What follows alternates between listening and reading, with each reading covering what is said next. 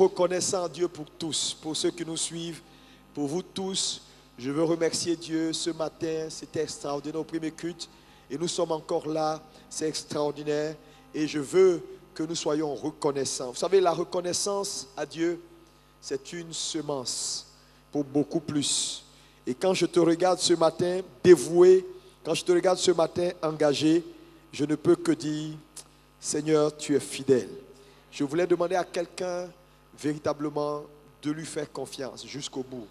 Ça peut être difficile, c'est juste une affaire d'heure, une affaire de temps. Dieu ne t'a pas oublié. Dieu ne t'a pas oublié. Et ce matin, il est avec nous. Dis Amen. Nous allons aller à la parole de Dieu. Et je vais partager un sujet important qui est un sujet de 2021. Mais je commence en ce dernier dimanche. Nous allons continuer plus tard. Alléluia. Et toi qui es là, il faut m'écouter religieusement. Et surtout, comprends ce que je dis et pratique ce que je dis. Amen. Jésus prendra la gloire. Dieu ne peut pas changer la vie d'un homme sans d'abord envoyer sa parole. Sa parole précède ses actes. Alléluia. Merci Seigneur. Ce matin, j'ai une parole pour toi. J'ai une parole. La réalité du monde des esprits. Première partie. Nous allons faire une longue lecture dans Daniel 5, versets 5 à 30. Sois patient, mais écoute ce que la Bible dit. Ce matin, quelque chose va shifter dans ton esprit pour la gloire. Nous allons continuer l'année prochaine. Amen. Dimanche prochain. Alléluia. Dieu m'a déjà donné les grandes directions. Vas-y. En ce moment, oui, apparurent les doigts d'une main d'homme. Et il écrivit en face du chandelier sur la chaux de la muraille du palais royal. Le roi vit cette extrémité de main qui écrivait. Alors le roi changea de couleur et ses pensées le troublèrent. Les jointures de ses reins se relâchèrent et ses genoux se heurtèrent l'un contre l'autre. Le roi cria avec force qu'on fit venir les astrologues, oui, les chaldéens et les devins. Et le roi prit la parole et dit aux sages de Babylone, quiconque lira cette écriture et m'en donnera l'explication, sera vêtu de pourpre, portera un collier d'or à son cou et aura la 3e place dans le gouvernement du royaume. Tous les sages du roi entrèrent, mais ils ne purent pas lire l'écriture et en donner l'explication au roi. Sur quoi le roi Belshadar fut très effrayé, il changea de couleur et ses grands furent consternés. La reine, à cause des paroles du roi et de ses grands, entra dans la salle du festin et prit ainsi la parole. Ô roi, vis éternellement. Vis éternellement. Que tes pensées ne te troublent pas et que ton visage ne change pas de couleur. Il y a dans ton royaume un homme qui a en lui l'esprit des dieux saints. Et du temps de ton père, on trouva chez lui des lumières, de l'intelligence et une sagesse semblable à la sagesse des dieux. Des dieux. Wow. Aussi, le roi Nebuchadnezzar, ton père, l'établit chef des magiciens. On dit Daniel a été établi chef des magiciens. Il était tellement fort qu'il était au-dessus même des magiciens. Oui. Des astrologues. Des astrologues. Des chaldéens. Des devins.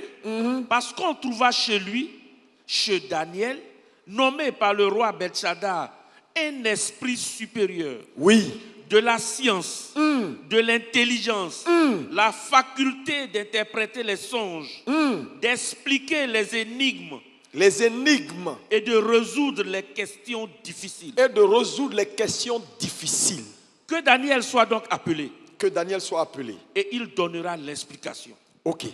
Alors, Daniel fut introduit devant le roi. Oui. Le roi prit la parole et dit à Daniel, es-tu ce Daniel, l'un des captifs de Juda, que le roi, mon père, a amené de Juda?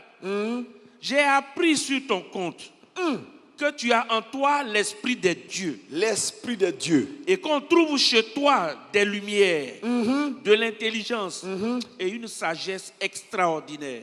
Wow, quel qualificatif. Oui. On vient d'amener devant moi les sages et les astrologues, afin qu'ils lussent cette écriture et m'en donnassent l'explication. Oui. Mais ils n'ont pas pu donner l'explication. Ils n'ont pas pu.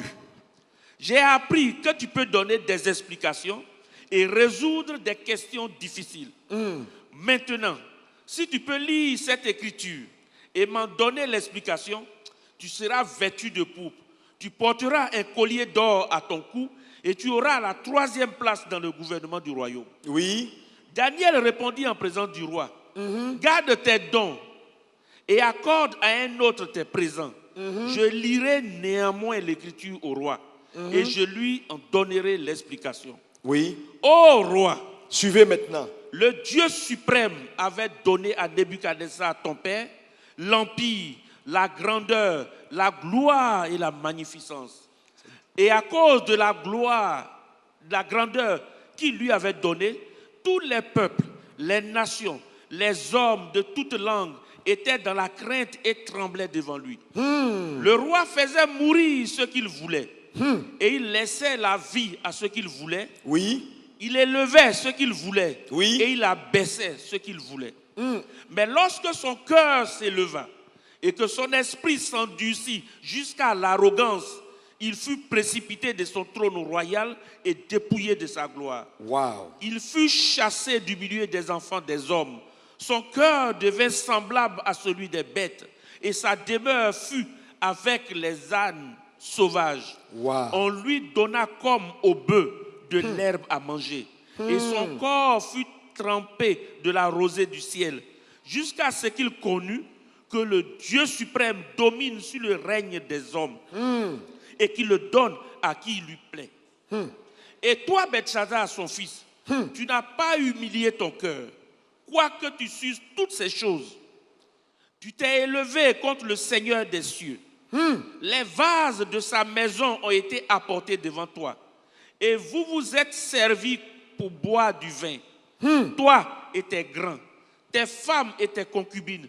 Tu as loué les dieux d'argent, d'or, d'airain, de fer, de bois et de pierre, qui ne voient point, qui n'entendent point et qui ne savent rien. Et tu n'as pas glorifié le Dieu qui a dans sa main ton souffle et toutes ses voix. C'est pourquoi il a envoyé cette extrémité de main qui a tracé cette écriture. Oui. Voici l'écriture qui a été tracée. Voici ce que ça veut dire. Comptez, comptez, pesez et divisez. Comptez, comptez, peser et diviser. Et voici l'explication de ces mains. Voici l'explication. Compter veut dire Dieu a compté ton règne et y a mis fin.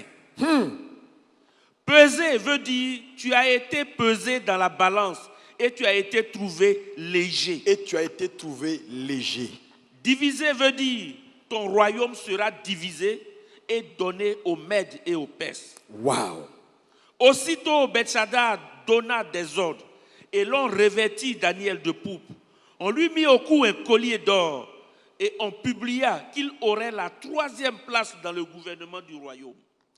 Cette même nuit, Belshazzar, roi des Chaldéens, fut tué.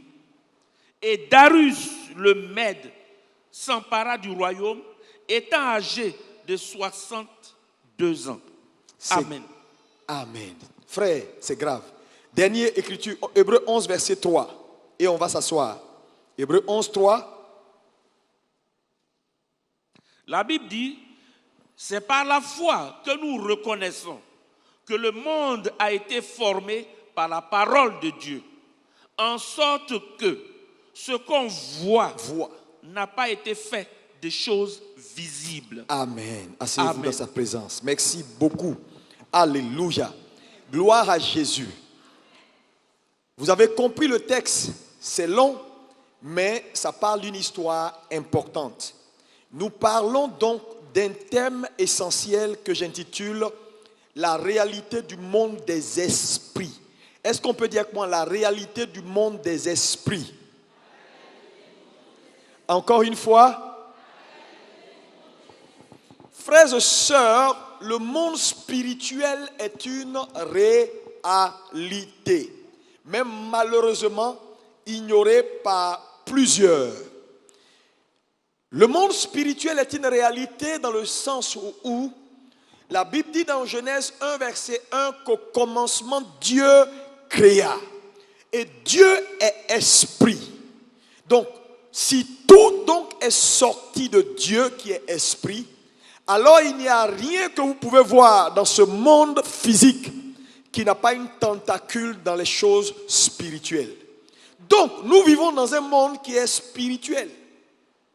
Le problème, c'est que dans la notion de spiritualité, quand on parle de spiritualité, faites très attention, on ne parle pas seulement d'un camp.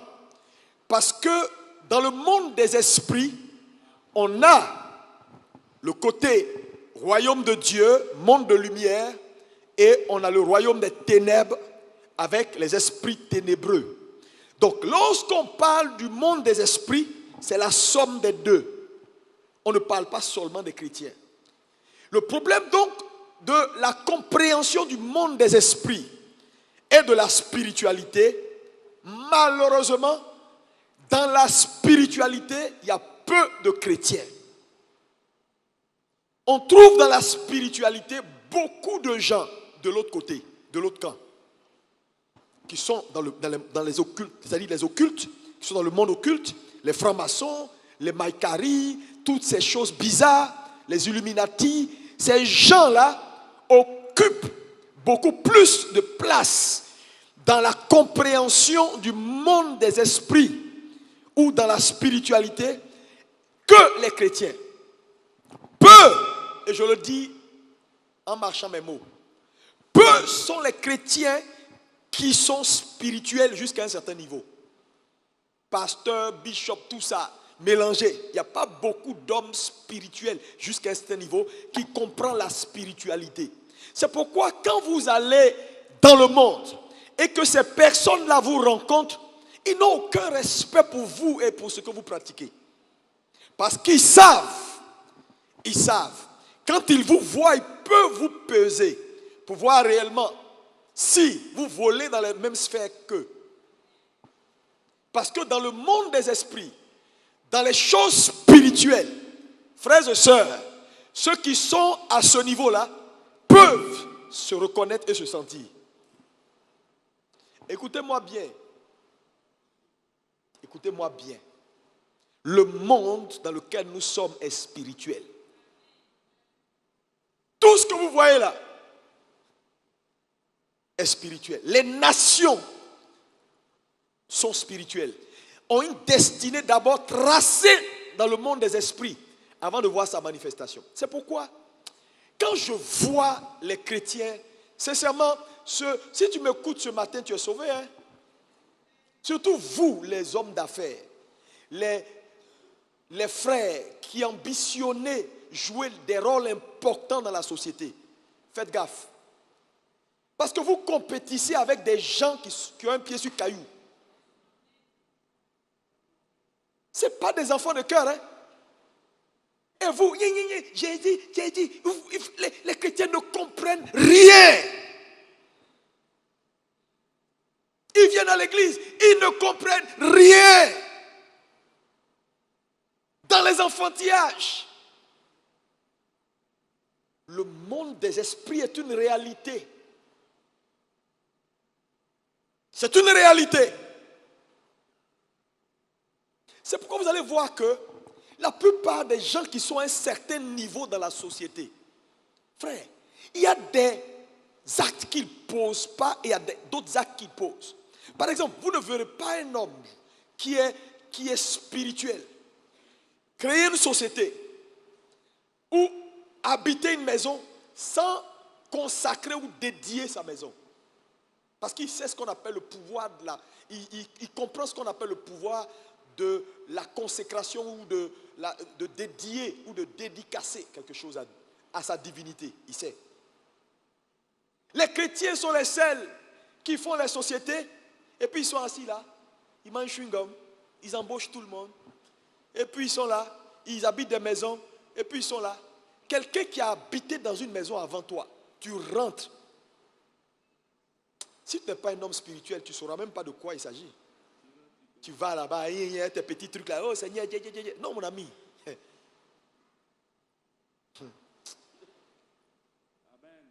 Les choses spirituelles sont réelles. Dis avec moi, les choses spirituelles sont réelles.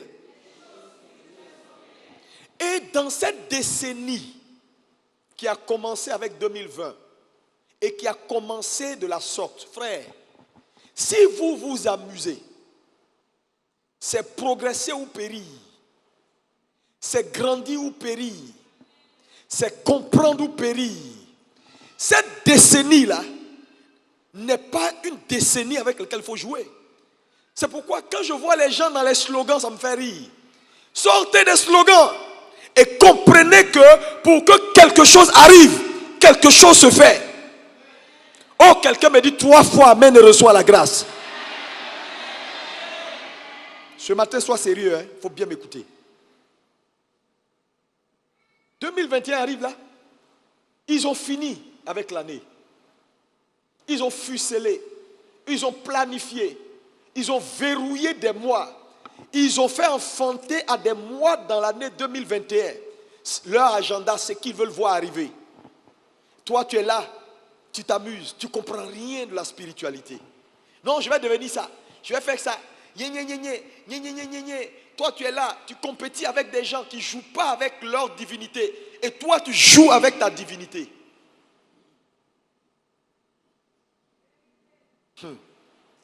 Voilà pourquoi les chrétiens sont faibles. Voilà pourquoi ça ne marche pas. Voilà pourquoi les gens sont dans la défaite.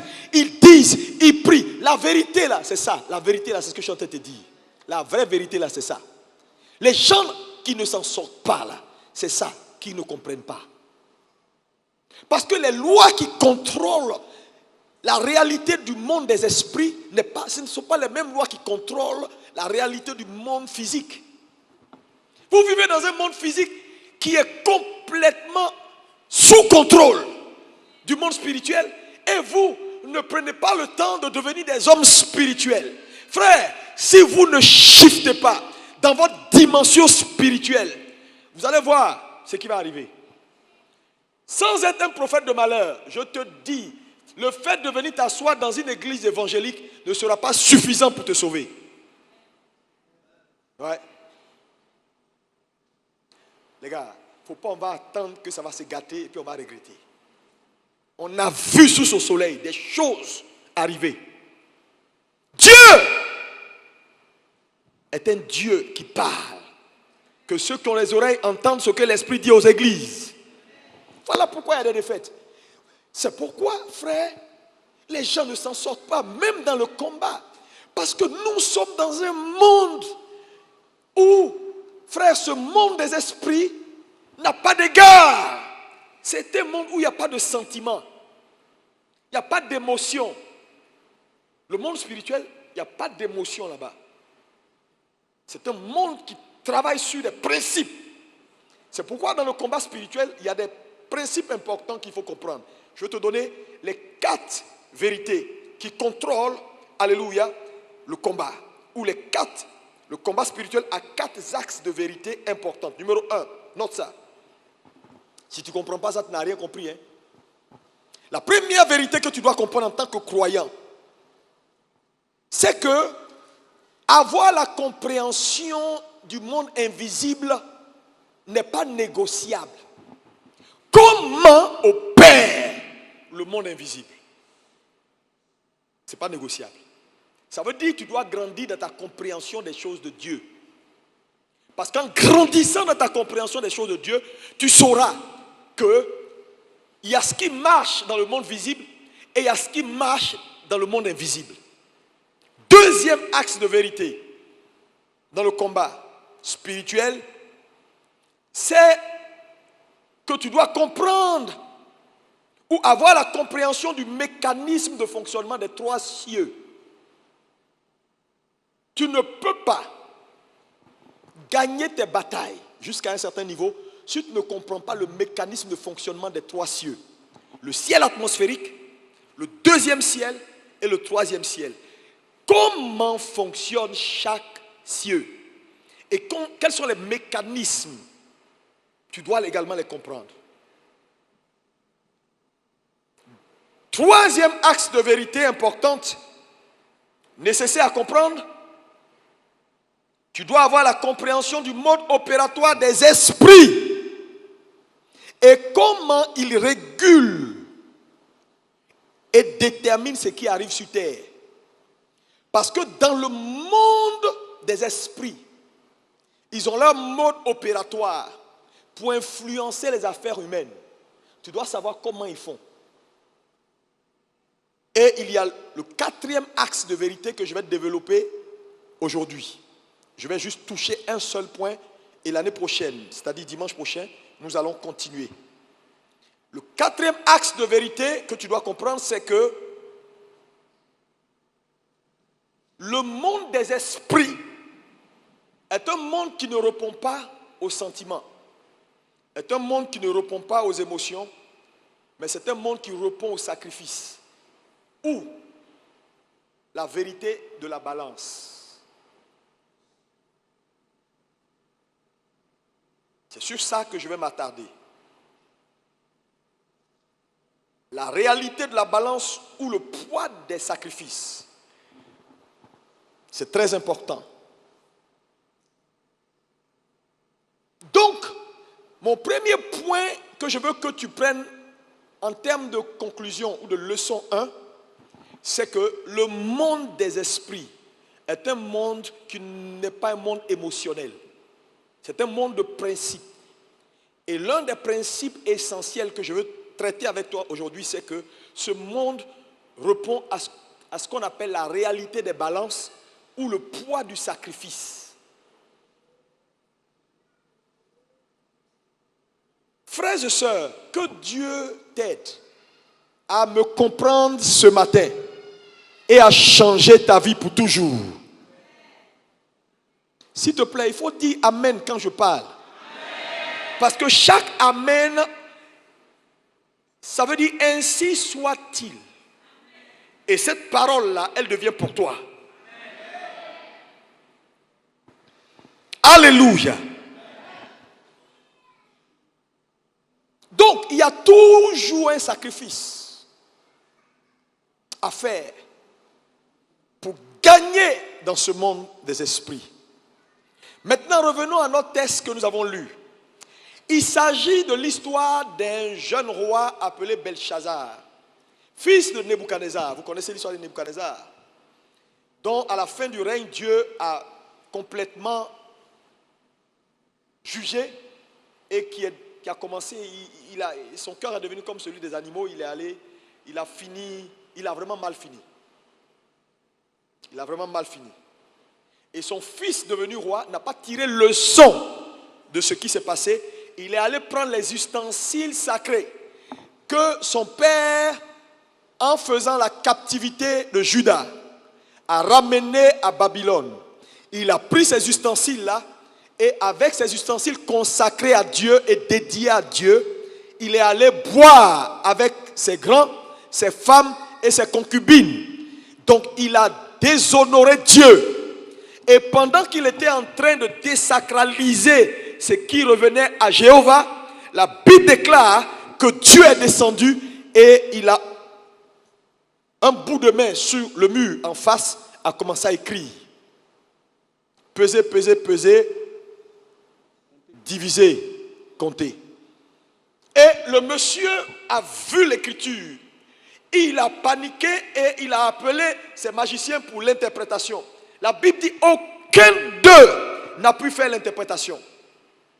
Et bon, la reine s'est rappelée que Daniel, vraiment, est-ce qu'on peut acclamer le Seigneur pour Daniel?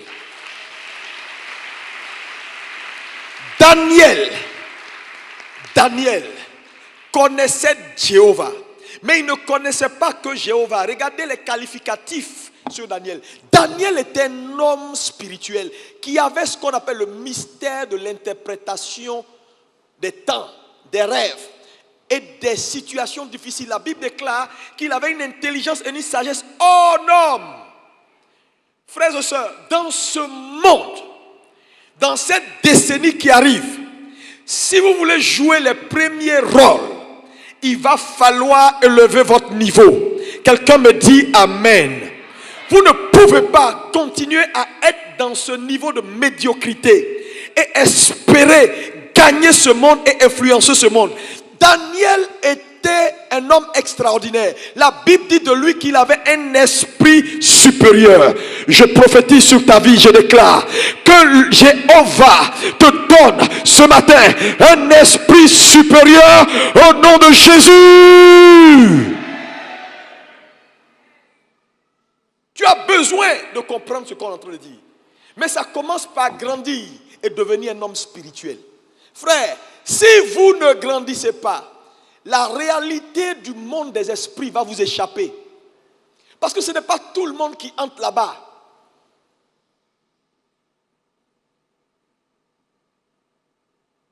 Allez demander aux gens qui sont à un certain niveau, vont vous dire, il n'y a pas beaucoup de chrétiens là-bas. Non, il n'y a pas beaucoup. Les chrétiens sont très religieux, très bibliques. Mais il n'y a pas beaucoup de chrétiens qui ont un certain niveau de spiritualité. Parce que l'esprit est tout. L'esprit est la matrice de la matière. Ça veut dire que tout est sorti de l'esprit. Donc le monde des esprits est en fait la réalité, la vraie réalité. Et toi-même en tant qu'individu, tu fais partie de ce monde. Donc s'il y a une chose que tu dois comprendre d'abord, ce n'est pas ton monde physique. Parce que quand tu as compris la réalité de tes origines, tu peux influencer ton quotidien. Tu peux influencer ton quotidien. Sinon, comment vous expliquer qu'un bouddhiste reste dans son monastère pendant des mois et des mois, il ne mange pas, il ne meurt pas. Il peut se concentrer et puis se lever.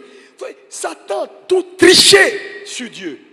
Si Dieu ouvre tes yeux pour comprendre, mais regarde les chrétiens terre à terre. Maladie les tue. Ils sont incapables de miracles. Aujourd'hui, les miracles sont devenus du pain rare. Les gens sont obligés de payer des gens pour faire des simulations, des miracles à peu près. Le monsieur marche quand on dit il est guéri, acclamez le Seigneur. Tout le monde sait qu'il n'est pas guéri. Après, il récupère sa canne. Regardez les campagnes d'évangélisation. Il y a combien de vrais miracles? Le monsieur, sous le projecteur de la télé, tout ça, il a peur. Il dit oui. On dit, tu es guéri, non? Il ne sait pas. Il dit oui, c'est fini. Tapez, il tape son ventre. Il raconte. 6 mois après, il revient, il prend sa canne. Toutes les cannes que vous voyez, les gens soulèvent les choses. À la fin, il faut les voir. Il veut ça, il veut. Il récupère tout pour aller à la maison. Pour des raisons de photo, les gens prennent, les gens soulèvent les trucs. Je ne dis pas que Dieu n'agit pas. Dieu agit. Le problème, c'est que les résultats aujourd'hui ne sont pas à la hauteur de ce que Dieu, le Dieu que nous servons, représente. Pourquoi? Parce que peu de gens, peu de chrétiens veulent lever leur niveau.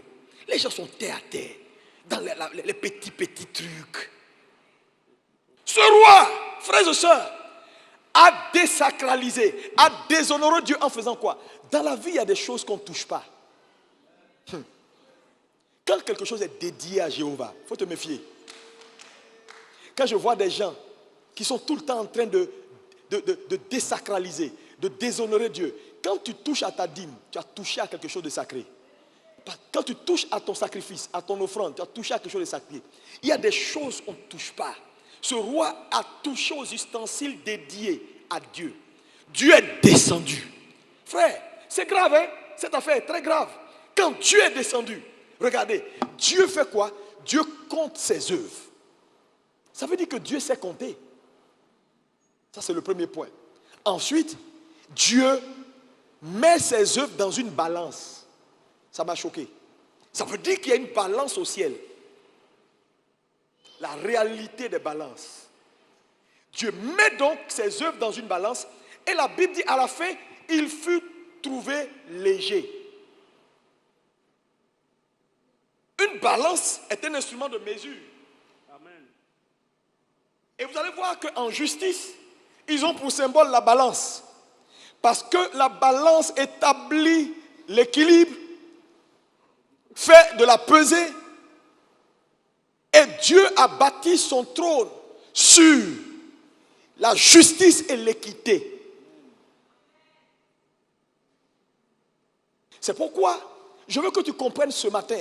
Un deuxième élément important, le monde des esprits est un monde d'équilibre. Dis avec moi équilibre. Oh, tu ne parles pas bien. Plus fort. Le monde des esprits est un monde d'équilibre. Quand vous allez à Genèse 1:2, la Bible dit, au commencement, Dieu créa le ciel et la terre. Genèse 1:1, au verset 2, et la terre devint. Elle est devenue tohu bohu. Tohu bohu. Elle est devenue chaotique. Elle est devenue quoi? Déséquilibrée. Et Dieu dit que la lumière soit. Ça veut dire quoi? Dieu s'est rendu compte qu'il y avait un déséquilibre. Ce déséquilibre venait d'où? Elle venait de la chute de Satan. Donc quand Satan est tombé, sa chute a créé un déséquilibre cosmique. Dieu arrive, il voit que tout est chaotique, tout est tohu bohu. Il rappelle l'ordre, que la lumière soit. Donc Dieu restaure l'équilibre parce que le monde spirituel est basé sur l'équilibre. C'est pourquoi il y a une balance au ciel. Il y a une balance, hein? Aïe, aïe, aïe, aïe, aïe, quelqu'un dit Amen. Oh, que ton Amen soit bien. Qu'il soit fort plus fort que ça. Il y a une balance au ciel. C'est très important. Donc Dieu ramène l'ordre. Et c'est pourquoi vous allez voir que dans Jean 10:10, Jésus dit, le voleur ne vient que pour égorger, dérober, détruire. Moi je suis venu afin que les brebis aient la vie. Ça veut dire quoi? Partout où Satan passe, il met le désordre. Il met le déséquilibre. Parce que le monde spirituel, c'est l'ordre, c'est l'équilibre. Quand vous voyez le déséquilibre quelque part, Satan est passé. Non, je te dis, il est passé. C'est pourquoi vous allez voir les divorces, les problèmes de santé entraînent le déséquilibre. Quand vous voyez quelqu'un qui est malade, il y a un déséquilibre.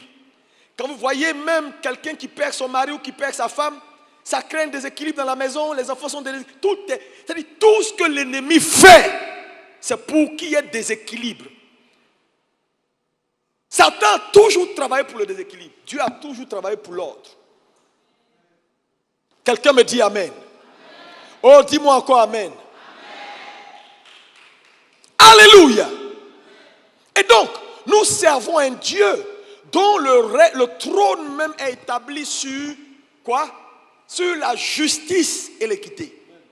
Frère, il y a une balance au ciel. Hein? Maintenant, cette balance-là, elle est là pourquoi? Ce que je veux que tu retiennes ce matin, et c'est très important, Église, c'est pourquoi vous devez grandir. Ce roi a déshonoré Dieu. Mais vous savez, Dieu sait qu'à un moment donné dans ta marche avec lui, tu vas le déshonorer. Tu vas commettre des erreurs. Tu vas faire des fautes. Le problème, c'est que quand un homme touche à l'interdit, on le compte, on compte ses œuvres, on pèse ses œuvres. Gare à lui s'il est trouvé léger.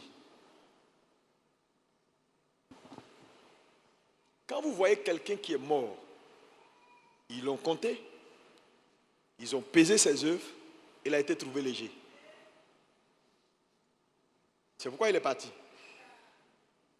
Dans le cas de ce roi, quand il fut compté, il fut pesé et qu'il fut trouvé léger, la Bible dit le même soir, il est mort. Mais vous savez avec moi que dans le cas d'Ézéchias, il n'est pas mort. C'est la même situation. Ézéchias s'est retrouvé, on dit non, fais ta maison, tu vas partir. Ézéchias s'est tourné vers le mur. Il a rappelé à Dieu, frère, je vais te dire des choses importantes. Je te dis, le monde des esprits ne répond pas aux sentiments. Elle répond au sacrifice. La Bible déclare que ce roi n'avait rien pour le tenir. Il est parti. Le même jour, il est mort. Dans le cas d'Ézéchias, il a été pesé, il a été compté, mais comme Ézéchias avait posé des actes, avait fait des choses, la Bible déclare que Dieu lui-même est revenu pour dire, Ézéchias, tu ne peux pas mourir. Je veux prier pour quelqu'un dans cette salle, que Dieu illumine tes yeux pour que tu comprennes que dans ce monde spirituel, il y a des transactions. Quand on va te peser, que tu ne sois pas trouvé léger au nom de Jésus. Je dis que tu ne sois pas trouvé léger au nom de Jésus. Dis-moi 3 fois amen et reçois. Alléluia. Oui. C'est très important.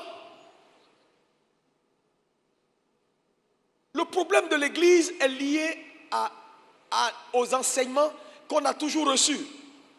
Regardez par exemple. Lis-moi Éphésiens. Alléluia. Je vais te donner le verset. Éphésiens, c'est 6. Non, 2 verset 8. Lis-moi ça maintenant, rapidement. C'est par la grâce que vous êtes sauvés. C'est par la grâce que vous êtes sauvés. Par le moyen de la foi. Oui. Et cela ne vient pas de vous. C'est le don de Dieu. Regardez cela.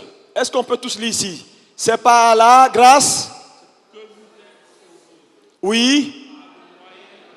Oui. Oui. Regardez ce verset. Il faut bien m'écouter. Le problème de l'enseignement sur la foi a tué l'Église. C'est par la grâce que vous êtes sauvés. La grâce est définie dans nos églises comme une faveur imméritée. Ok. Mais qu'est-ce qui est immérité dans cette affaire? C'est ce qu'il faut comprendre. La grâce, faveur imméritée, tient à une seule chose.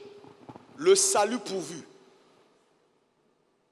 Jésus a accompli le salut et il a pourvu. C'est gratuit. Mais c'est gratuit dans le sens où c'est disponible. C'est le mot. C'est disponible.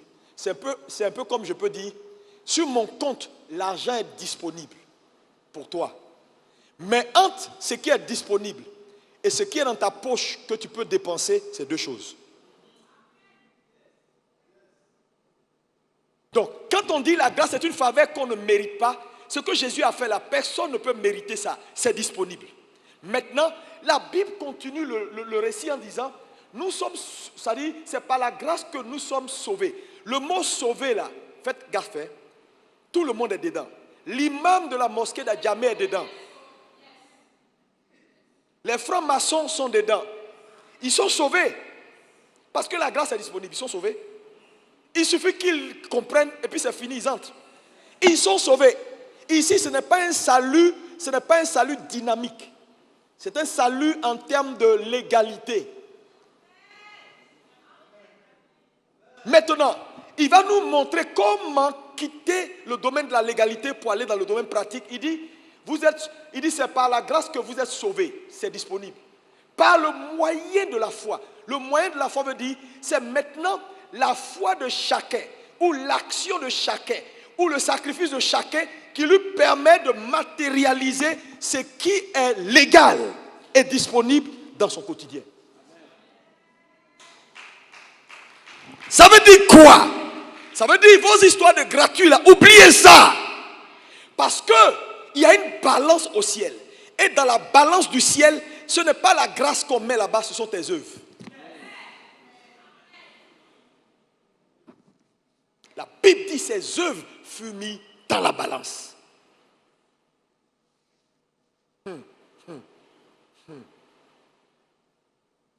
Ah, les chrétiens. Les chrétiens. Les chrétiens. Les chrétiens.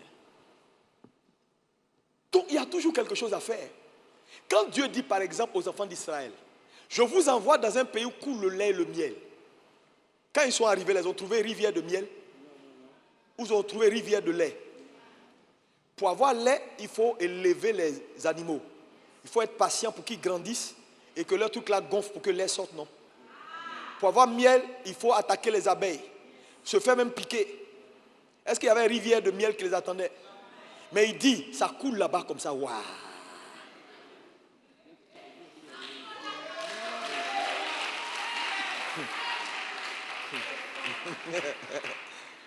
Quand je vois les chrétiens qui sont là et qui sont là dans la religion, qui Seigneur, pourquoi tu n'as pas fait? Seigneur, vous n'avez aucun poids, frère. Le poids d'un homme d'un homme spirituel est déterminé par son niveau de sacrifice. Quel est ton poids? Ils ont pesé ce monsieur, il a été trouvé léger. Si Dieu te pèse, le problème c'est que tu vas commettre une faute, on va te peser. Ils vont te peser. Ils vont te peser. La Bible dit c'est ce qu'un homme aura semé qu'il moissonnera. Église de Jésus, le temps est arrivé de grandir. Le temps est arrivé de monter son niveau. Est-ce que quelqu'un peut me dire Amen? Alléluia.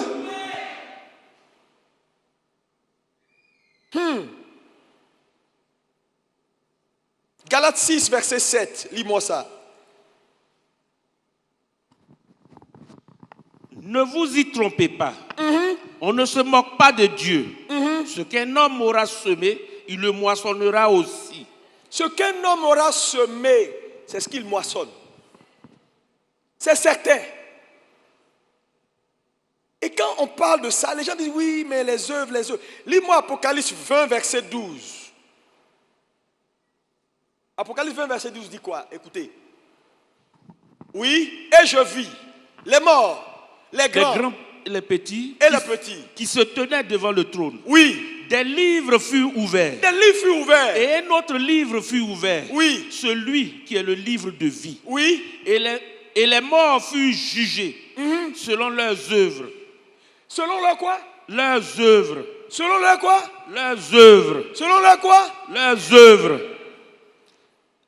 D'après ce qui était écrit. Les œuvres d'un homme sont la preuve de sa foi. Je te dis, dans la balance là, c'est les œuvres qu'on met. Quelles sont tes œuvres? Ce monde-là, ce n'est pas pleurs, ce n'est pas sensation. Eh Seigneur, moi je ne comprends pas. Et puis les plaintes, les gens, ils sont là, ils se plaignent, ils sont toujours là. Seigneur, moi je veux te voir, hein. Si je ne te vois pas, mon ami, tout ça c'est du pipeau. Arrête ça et grandis. Comprends que le monde des esprits a des lois, a des principes qui sont têtus.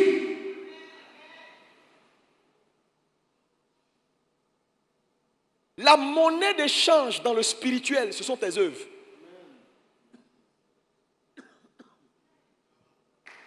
Non, les gars, arrêtez, on n'a qu'à arrêter de se mentir. Les gens là, pourquoi à un moment donné, le gars monte, il a tué le poulet, après il passe au bœuf. À un moment donné, on lui dit, Joe, pour la position que tu veux là, les bœufs ne peuvent plus. Il va falloir monter ton niveau de sacrifice. Il cherche un sang humain. Pourquoi? Parce que mon ami, c'est le poids, le poids de ton sacrifice qui te confère l'aura et la position que tu recherches. Il y a des niveaux que tu n'atteindras jamais. Le monde spirituel ne va pas te céder certaines grâces jusqu'à ce que tu payes le prix. Ce n'est pas pleurs, ce n'est pas sensation, ce n'est pas oh, peut-être Seigneur, s'il te plaît, regarde les chrétiens dans les églises. C'est pourquoi l'église est faible. Pourquoi vous regardez le monde, regardez l'islam, allez dans des pays comme le Moyen-Orient, là, mais allez voir les musulmans, ils construisent des mosquées, ils financent. C'est des gens qui ont compris, frère, Satan n'a rien créé. Comment vous pouvez les vaincre? Le vrai problème c'est quoi? Les chrétiens pensent qu'avec le nom de Jésus, on va les vaincre. Tu ne vas pas les vaincre parce que dans le monde des esprits, c'est celui qui paye le prix qui a le pouvoir.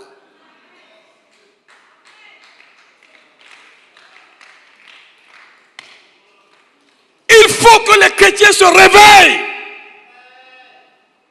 Regardez-les. Mais attendez, regardez la Côte d'Ivoire.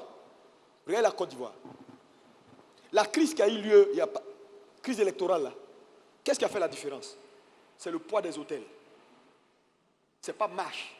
Marche n'envoie pas quelqu'un quelque part. Celui qui paye le prix, il t'envoûte. Il te désorganise. Il crée le déséquilibre.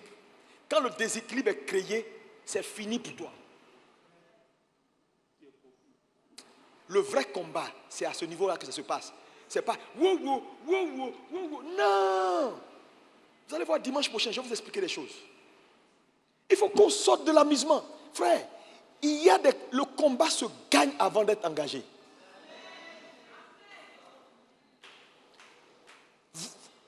Jouez avec ce pouvoir-là, ils vont vous écraser. Je le dis, ils vont vous écraser si vous jouez, ils vont vous écraser. Vous savez pourquoi? Ce n'est pas bavardage. Ils ont payé le prix. Ils ne dorment pas, hein? C'est vous qui dormez. Continuez à dormir. Attends, tu es là, tu es là comme ça. Et puis tu dis non, on n'attaque pas tout le monde. Hein? Quand les gens égorgent les bœufs successivement, quand les gens payent le prix, ils font les trucs là. Mon ami, ils bâtissent des hôtels. Ils bâtissent des forteresses. Où il faut régner pendant combien d'années sur la Côte d'Ivoire? Mais allez voir ses arrières.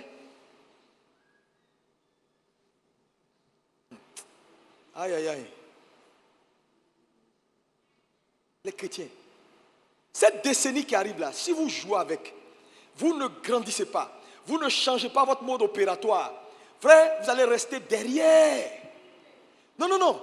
Votre crier Jésus, ça va se limiter dans les quartiers. Les gens vont toujours vous mépriser. Les gens vont venir faire leurs conférences financières. Ce sont les mêmes qui vont rouler dans les grosses voitures, verser la poussière sur vous. Et puis ils vont passer leur chemin. Et les quelques chrétiens qui sont dans les pôles, qui sont dans les sphères d'influence là, ils vont rester toujours second.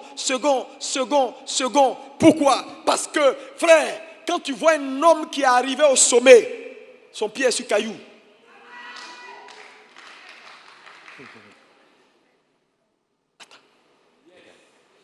Un Libanais m'a dit, il dit nous là, l'économie ivoirienne, on la contrôle. Je vais vous faire comment? Il dit nous là, chaque année, on fait venir nos imams. Et puis tous les Libanais riches d'Abidjan là, on se réunit. On leur fait des offrandes. Et puis ils nous bénissent et puis ils font des décrets sur la nation. Que nos concurrents, ils viendront qu'on puisse les vaincre. Attends. Et toi tu viens, on dit offrande de fin d'année pour tes affaires. Et puis tu prends 2000 francs. La main du Seigneur m'a montré sa puissance. Et tu vas aller au port. On dit il y a le conteneur du Libanais qui arrive. Et puis toi ton conteneur là, ça descend au port. 2 minutes le conteneur du Libanais est sorti. Toi pour toi là, il y a AGC, il y a IGC, il y a AG Saya, il y a Uji Saya. On te donne facture 16 millions pour la douane. Lui, en un clin d'œil, il s'est sorti.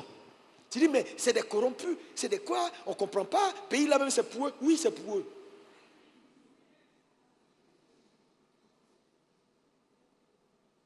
Pourquoi Israël, les Juifs sont puissants? Allez aux États-Unis. On ne peut pas les déstabiliser. Leur puissance est dans leur alliance. Leur puissance est dans ça. Ils comprennent. Les Juifs, ils comprennent. Le poids du sacrifice, le monde spirituel ne répond pas au sentiment, répond au sacrifice. C'est un principe de combat. Si l'Église ne comprend pas ça, l'Église sera faible. C'est pourquoi en francophonie, on ne s'en sort pas. Regardez, ils ont rendu le témoin. Allez lire le témoin d'un homme comme Oyedepo. Pourquoi aujourd'hui Oyedepo est l'homme, je dirais, le pasteur le plus riche, le plus puissant du monde évangélique? C'est pas sur rien. On dit, ah non, mais Dieu, c'est Dieu qui a voulu. Non, mon frère, le gars a payé le prix. On dit, il y a un État qui lui a offert un puits de pétrole. Un puits. Tu sais, quand tu arrives à un certain niveau, dans la compréhension des choses spirituelles, voilà des gens, quand ils parlent, le monde spirituel se met en mouvement. Parce que le monde spirituel les reconnaît, il reconnaît leur voix. Église, arrêtez. Les fils de Céphas sont arrivés devant le possédé. Et au nom de Jésus, que le démon a été très clair. L'esprit a dit, Jésus, je connais. Paul, je connais. Eux là, on les connaît en haut là-bas. Mais toi, tu es qui? Tu es qui? Il ne s'agit pas de citer le nom de quelqu'un. Hein. Toi, tu es qui? Tu as quel poids? Si on te réclame maintenant, s'il y a une réclamation pour que tu partes avant le 31, dis-moi, qu'est-ce qui va te sauver? Il n'y a pas de sentiment là-bas, ce n'est pas de négociation. Non, là-bas, là, ce n'est pas marché. Ils vont peser tes œuvres. Tu sais, la pesée là, c'est dangereux. Hein? Il faut que, parce que le monde spirituel est un monde d'équilibre. Il y a la justice de Dieu dans un plateau, et puis on prend tes œuvres, on met dans le deuxième plateau. C'est lorsque tes œuvres s'équilibrent avec la justice que Dieu est satisfait. Si jamais ça balance du côté de la justice de Dieu, tu es trouvé léger. Parce qu'à chaque instant T, il y a un niveau où Dieu t'attend. Le problème, c'est que les gens n'écoutent pas Dieu. Dieu est bon. Dieu ne va pas te demander au-delà. Mais le peu même qu'il vous demande, pour satisfaire sa justice, pour que quand on va vous peser, vous soyez trouvé digne. Les gens ne le font pas. Ils sont tout le temps en train de désacraliser, de faire comme ce roi Belshazzar, en train de toucher à l'interdit, en train de faire des choses. Et puis ils viennent à l'église parler en langue. Seigneur, c'est la nouvelle année. Rika papa papa, Yepro Maria Katapia papa crachat et tout ça. Ça tient sur quoi? Ton crachat, tu fais ça. Ça tient sur quoi?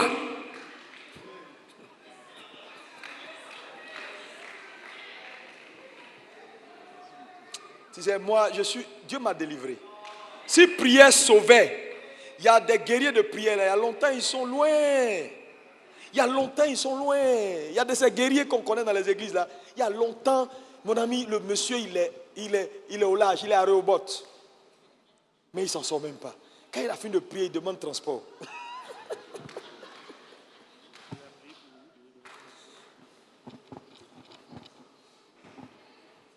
Que Dieu nous aide. Quelqu'un dit avec moi amen fort. Amen. Qui est prêt à payer le prix? Non, il y a un prix. Je vous le dis, il y a un prix. Il y a un prix. Regardez, lis-moi Proverbe 13, verset 8. Vous connaissez cette histoire? Vous savez, ce verset-là, ça m'a délivré également. La Bible dit dans Proverbe 13, verset 8. La richesse d'un homme sert de rançon pour sa vie. La richesse d'un homme sert de quoi? De rançon. Mais attends, quand on dit que ta richesse là, c'est ce qui est ta rançon, ça veut dire, mon ami, tu n'as pas le droit de ne pas avoir. Tu n'as pas le droit. Et vous savez, ici, il faut bien comprendre, hein, la richesse d'un homme sert de rançon là. Ce n'est pas la richesse que tu gardes. C'est-à-dire, ta richesse en Dieu, ce que tu fais pour Dieu, ce que tu investis, ton sacrifice, c'est ta rançon. Pas ce que tu as gardé. Ton sacrifice est ta rançon. Ça veut dire quoi? Si on va au ciel aujourd'hui, on dit ton nom. Quel est le poids de ton mémorial? Tu as tout à Abidjan, mais rien au ciel. Tu es en danger? Tu es en danger? Mais tu es en danger? Le vrai problème, c'est que les chrétiens, quand tu enseignes comme ça, ils pensent qu'ils te soupçonnent. Ils veulent prendre notre argent. Tu as quel argent? Tu n'as rien. S'il y avait les gars de Koweït, des trucs comme ça ici, il peut dire oui, mais mon ami, tu n'as pas plus de pétrole, tu n'as rien. Il faut bien m'écouter. Je dis, il faut que tu sortes de cette vie médiocre là. Non, mais tu ne peux pas sortir avec des souhaits. Tu ne t'en sortiras pas en retenant. Mon ami, c'est grandir ou périr. Les anglophones sont forts parce qu'ils comprennent ça. Vous savez pourquoi Jésus est le plus grand? Pourquoi quand on dit son nom, il n'y a pas quelqu'un qui peut tenir? Ce n'est pas son nom, c'est le poids de son sacrifice. C'est le sacrifice d'un homme qui lui confère son poids spirituel. Dans le monde des esprits, frère, le poids d'un homme, c'est son sacrifice. Tu fais quoi? Tu ne fais rien. Tu ne veux rien faire pour Dieu. Frère, les œuvres des saints les suivent. Oh, ils vont te peser. Oh. Dieu va te peser. Raconte ta vie. Dis ce que tu veux. C'est ton problème. Que chacun fasse. On est là, on verra. Dans tous les cas de figure, on va se voir. On va se voir. Si Jésus n'a pas échappé, tu ne vas pas échapper. Il a payé le plus grand prix que jamais homme n'a payé. C'est pourquoi il n'y aura pas quelqu'un qui aura un poids, une influence comme lui. Il n'a pas reçu son nom. Jésus a reçu son nom là par 3 voies. Ce n'est pas mon message. Allez étudier les 3 voies par lesquelles il a reçu le nom qu'on appelle Jésus. Tu vas crier aïe. Tu vas voir que quand Dieu dit je rendrai ton nom grand, ce n'est pas bouche. Il y a des choses qu'Abraham devait comprendre et faire pour que son nom entre pour toujours dans les annales. Que veux-tu faire de ta vie? Que veux-tu? Te promener à Abidjan ici? Vivre ta vie dans l'anonymat et repartir anonyme en luttant un peu, je m'en sors, demain je m'en sors pas, un peu je m'en sors, demain je m'en sors. Être un homme charnel. Frère, la spiritualité a un prix. La spiritualité a un prix. Dis-moi, la spiritualité a un prix. Oh, dis ça bien. Encore. Oui. Il n'y a pas de sentiment.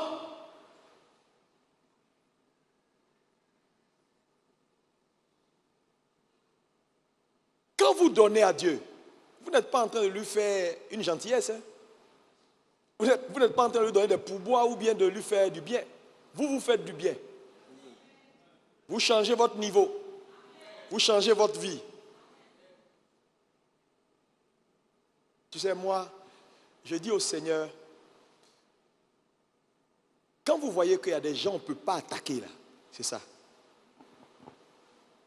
Il y a des gens, tu ne peux rien contre eux. Tu peux tout pour eux, mais rien contre eux. Parce qu'ils ont passé un niveau. Ou si tu t'amuses, tu te brûles. Et je prie pour que tu comprennes cela. Vous savez, être généreux, bâtir, poser des actes. Vous savez que la semence a une conséquence générationnelle. Hein? Oui. Quand Abraham a payé sa dîme, Lévi était dans ses rêves. Lévi a payé la dîme. Mais lisez l'histoire de Jésus. Quand les mages sont venus d'Orient, là, est-ce que tu es allé lire pour voir pourquoi les mages là ont quitté l'Orient? Allez lire l'histoire d'Abraham. Tu vas comprendre pourquoi ils sont revenus. Ces mages là ont quitté l'Orient. Parce que le grand-père de Jésus avait fait quelque chose. La semence est toujours générationnelle. Toujours. Toujours. Toujours. Toujours. Tu vas manger, tes enfants vont manger. Je veux éveiller votre conscience. La décennie qui a commencé depuis 2020. Et nous allons dans la 2e année de cette décennie, la 2021. Oubliez les slogans. Les gars, changez votre niveau. Non, non, non. Change ton niveau. Tes expériences vont changer. Parce qu'à chaque niveau, son lot d'expériences. Si tu restes comme tu es, je te garantis les mêmes résultats. Deviens spirituel. Fais des choses que tu n'as jamais fait pour Dieu. Oui, donne-toi du poids. Donne-toi du poids. Donne-toi du poids. N'aie pas peur. N'aie pas peur. Je dis n'aie pas peur. Quelqu'un me dit amen. Parce que je vois dans le visage de beaucoup de gens la peur. Mon argent. Oh Seigneur. Mon petit argent. Oh ma maison. Oh mes affaires. Je te dis, tout ce qui fait mal, tout ce qui est difficile à faire est souvent essentiel. Satan rend difficile parce que c'est la clé. Les gars, vous compétissez avec ces gens-là tous les jours. Tous les jours. Ils vous regardent, ils vous voient. Un jour, je suis allé chez un monsieur, un Sénégalais. J'ai raconté cette histoire déjà. Avant de sortir, je vois le monsieur, il a un mouton qui a un dos large, un mouton que je n'ai jamais vu de ma vie. Et il pose les mains dans le poil du mouton qui est très velu. On ne voit plus ses mains. Et puis il frotte comme ça et puis il fait des incantations. Tu dis, hey, mon ami, c'est quoi ça? Il dit non. Lui, il s'en va, il a des affaires. Quand il te salue, tu dis toujours oui. C'est après que tu réfléchis pourquoi tu as dit oui.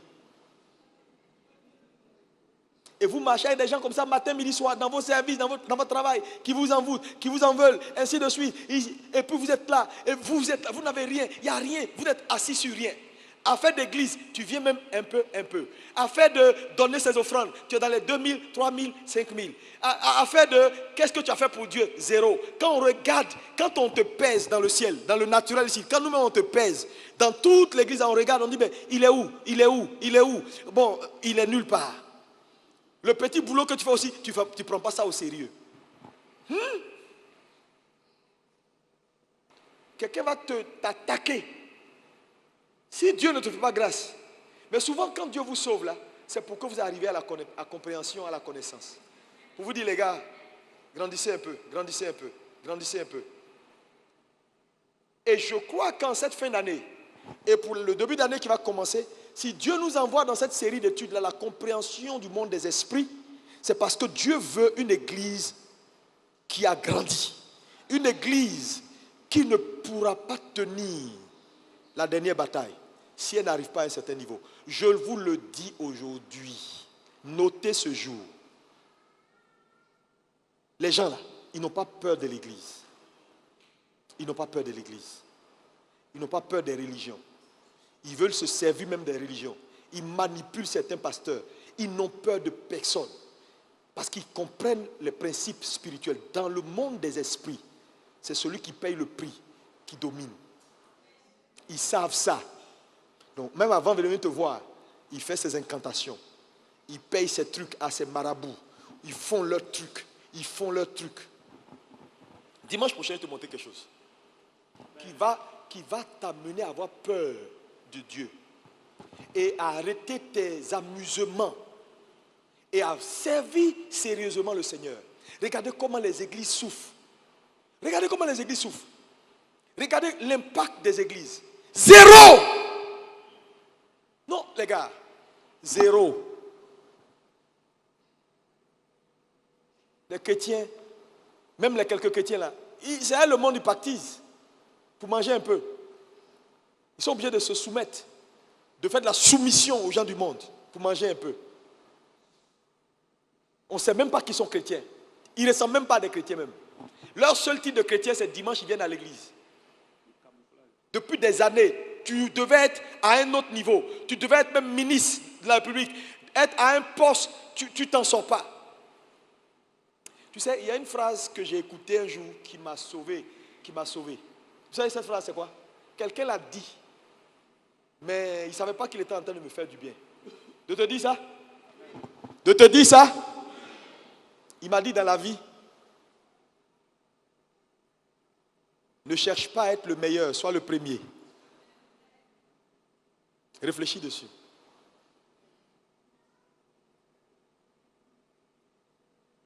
Ça m'a béni.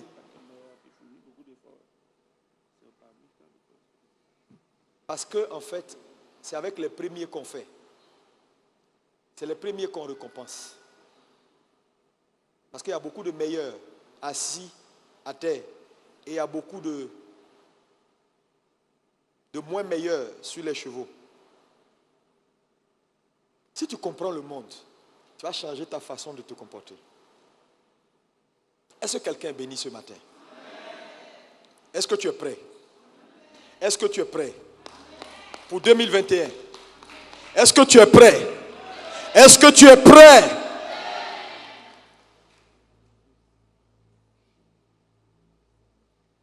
Donne-toi du poids. Donne-toi du poids. Donne-toi du poids. Quand on parle des gens comme les Mandela, les Mère Teresa, elles ne sont pas chrétiennes. Hein? Ce ne sont pas des chrétiens. Mais ils ont fait des choses qui ont donné force à leur nom.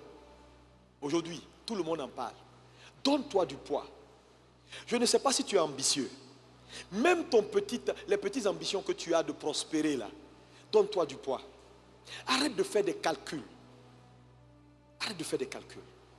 La nouvelle année arrive, on va entrer. Hein? On dit sacrifice. Les gens sont là, ils se plaignent, ils font des calculs. Seigneur, je donne combien? Bon, 10 000, 20 000, je prends 20 000. C'est ton problème. Fais comme tu veux. Mais moi, je veux te dire, ce n'est pas ton argent que je cherche. Je cherche ton élévation. Ouais, je te dis. Je cherche ton élévation. Il y a un gars qui est venu me voir ici, il me dit, le pasteur, tu oublies. Et puis les témoins que je reçois dans ces temps-ci là, c'est des gens qui ne sont pas de la maison, qui étaient de passage et qui ont entendu une parole. Même le pasteur, chacun a là, il est venu ici un jour comme ça. Et puis j'ai prêché. Il dit la parole là. Mais il faut voir ce que la parole là a fait dans sa vie et ce qu'il a construit. Une parole, moi-même, quand il m'a dit, je me suis rappelé de ce que j'ai dit. Il dit, pasteur, une force a quitté ta voix et puis est entrée en moi. Voilà le résultat. Je regarde et dis, waouh! Et ceux qui sont assis sont tellement familiers. On parle, ils sont là, ils luttent, ils luttent, ils luttent. Je te dis, arrête de lutter. Si tu luttes, ça veut dire qu'il y a un problème. Arrête de lutter. À un moment donné, fais et puis attends-toi à Dieu. Paye le prix. Si ta vie ne marche pas, tu as des attentes pour 2021 et tu es fatigué de voir tes années se suivre et se ressembler, prends ce message-là comme la voix de Dieu qui vient à toi directement. Et agis. Agis. Agis. Tout ce que Dieu te dira, fais-le. Fais-le. Si Dieu te dit bâtis, bâtis. Il dit achète ça, achète. Allez, prends un nouveau car pour l'église, achète. Il dit bon, achète un nouveau groupe électoral pour l'église. Tout ce que Dieu te dira, c'est 10 millions, c'est 20 millions, c'est 30 millions. Mon ami, pose, c'est-à-dire fais quelque chose. Et quand tu vas marcher, tu vas voir que le poids de ton sacrifice va te donner une autre approche de la vie. Tu vas monter dans un avion, tu sauras que tu ne peux pas mourir. Tu seras en l'air, il va y avoir des turbulences. Tout le monde va paniquer. Tu sauras que Dieu paye toujours son crédit. Tant qu'il n'a pas fini de me payer, no way, partir. Arrête de plaisanter. Quand tu regardes ta vie là, qu'est-ce que tu as fait pour Dieu qui t'a fait pleurer? C'est ce qui te fait pleurer qui te qualifie pour ce qui va te faire rire. On dit semer avec des larmes, retourner avec quoi?